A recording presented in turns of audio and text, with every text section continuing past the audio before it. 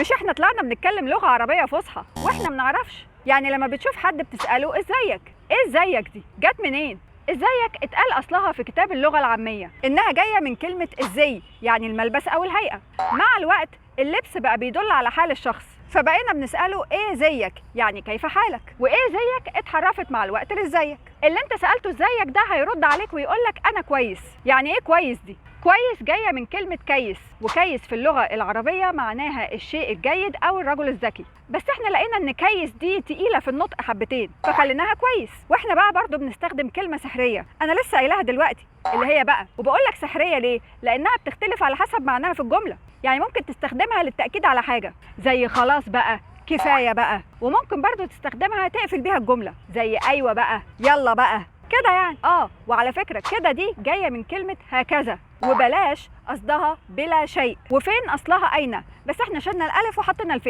وفي بقى كلمتين بيرفعوا لك الضغط أول ما تسمعهم، معلش ومفيش. معلش طلع إن أصلها ما عليه شيء، ومفيش أختها ما في شيء. لغة عربية اهي، بس احنا حطينا عليها التاتش بتاعنا.